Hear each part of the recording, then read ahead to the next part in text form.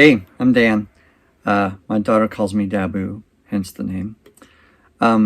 So I was on a couple of forums recently, and it sounds like not a lot of these are out in the wild yet, that they've been back ordered until later this year. And a couple of people said, God, you've got one of these, you should do a video and talk about, what your impressions are of this thing, since you've got it in your hands. So thought I'd throw together a quick video to kind of talk about maybe the pros and cons and how I'm seeing it. There's a ton of, or seemingly there's a few music store reviews out there of what the specs are and what you get with the guitar. But I thought it'd be good to kind of give you a look from a musician's perspective. Made a few notes and kind of go through the cons and pros of this thing. One thing to note was that when I got this from Sam Ash, and they got it to me in a couple of days, which was awesome. But when I got it, I pulled it out of the case, and it was pretty stunning. Like, the flame is great, especially for an Epiphone. Really great quality. It was totally in tune right out of the box. I did kind of bring down the action a little bit. The intonation was spot on, which was great. So they must have gotten it from the factory, and hopefully, I would imagine, set it up at Sam Ash. If not, it came from the factory great too. One issue that I've had with it is that the second output, so this output for the piezo, does not work. There's no, it doesn't pass any signal. I've tried a few different things, but for some reason it's just not working. I can still get the piezo rolling back the using the combined output, which is this first one here, rolling back the outputs or the volume for the magnetic pickups. You can still get the piezo, but it's kind of a bummer. So I've got a message into them. They're trying to figure out what to do to remedy the situation. But so that was the first little weirdness. Stock pickups. So kind of talking about the way that the piezo sounds. I think they've done a really great job, especially given the fact that it's mounted with a Floyd Rose. That technology's been around for a while, but not in something that's super accessible like this is right now. So thanks to Lifeson and Epiphone for getting this into people's hands. It's really cool. One thing to talk about with the neck, and I know that is pretty major for some people, myself included, have been playing since I was 8, 9 years old, and have developed some tendonitis issues with my hands. So one thing to know is that this neck is pretty thin. The body's thinner than a typical Les Paul, maybe by a hair, and the contours are great. It feels great. It's probably, I would imagine, it's not super light and not super heavy. It's pretty middle of the road for a Les Paul. I've owned many over the years, so that's something to note. The other thing that is kind of interesting if you got issues with your hands is that the neck is probably slimmer than a 60s profile. It's I've had a couple Les Pauls with 60s profile, and it's slimmer than that. And I have a Les Paul Modern that has an asymmetrical neck, and I would say that this one is thinner than that. It's not asymmetrical. It's the Lifeson profile. So I don't know how that affects other people. For me, I'm more into thicker necks. It helps me keep my tendonitis in control. So playing this, I haven't had any issues, which is great. And I've played it quite a bit, many hours so far in the last week that I've had it. So all that to say that if you do have issues with your hands, hopefully this won't be, a burden for you or anything that bums you out, that you can't play it. It's a great playing guitar. The one thing also to note about this particular guitar, maybe it's just this one, it may not be across the entire, Epiphone line of these, is that it feels like the actual radius is a little bit flatter than a 12-inch. Obviously, I have several other Les Pauls, and this one just has, it's kind of maybe a little bit closer to maybe a classical guitar in terms of its radius and the profile that way. So keep that in mind. It's not a super thick neck. It's a little bit flat, but it still feels really good. I would say one thing that's a little odd is the piezo is seems like it's opposite of how it should be to engage it. Obviously you can roll off the volumes, but it seems like the push and the pull maybe should be the opposite. Maybe for others it's no big deal, but for me it was a little odd. When playing acoustically, one thing I noticed is that sometimes I'll accidentally, when you try to mute an acoustic, you put your hand here and it does bend the strings a little bit. So you have to be cognizant of that. How many people have an acoustic guitar with a vibrato arm on them? Not many. Like I've never played one before. So just keep that in mind. It might make you change your technique a little bit. It did with me. The biggest, or one of the other big pains, I guess, is that the battery pack is really weird. It's incredibly tight. When I noticed that the piezo wasn't working, I was like, well, maybe I need to, change the battery out, pull the battery out. And the compartment is so tight that it's really tough to get the battery back in. And the sort of wire, the amount of wire they give you is not enough to like actually attach it and put it back in. So that was a little on the downside. I was able to get it in. It wasn't easy. Another thing that I noticed is the scarf joint is a little bit, I don't know if you guys can see that, but the color is a little different than the actual neck. Not a big deal, but that's really honestly the only two things that I noticed about this guitar that were not 100% perfect experience. So let's get on to the pros, actually. First off, there's no other guitar that I know of that has all these features that's in this price range and that looks this great. Really great guitar. A piezo on a Floyd is pretty rare, which is awesome that this guitar has that. And it just gives you so many options. You've got push pulls, you've got piezo, you've got Floyd Rose, and the stock pickups, honestly, I was thinking I would have to replace them, but they really do nail that Lifeson tone. I'm not sure what they did, but they did a great job trying to match that tone.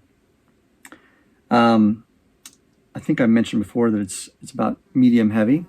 And really, being honest here, if it was available in two colors at this point, I think I'd probably buy another one. I was looking at the kind of red Gibson Axcess, Lifeson Axcess model a while back, and I was like, God, that's a beautiful looking guitar.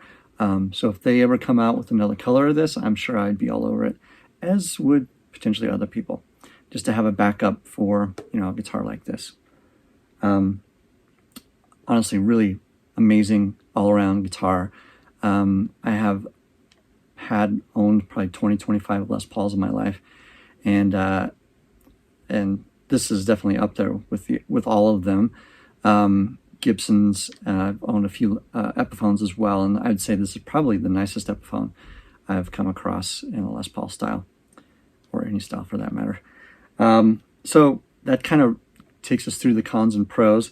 If you have any other questions or anything, put those in the comments, and I would gladly answer any of them, knowing that not many people have this in the wild, and they would probably like some input before they buy it.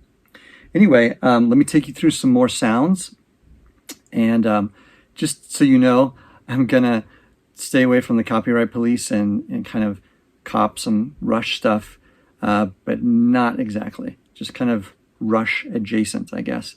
So stay tuned for that. Here's some music.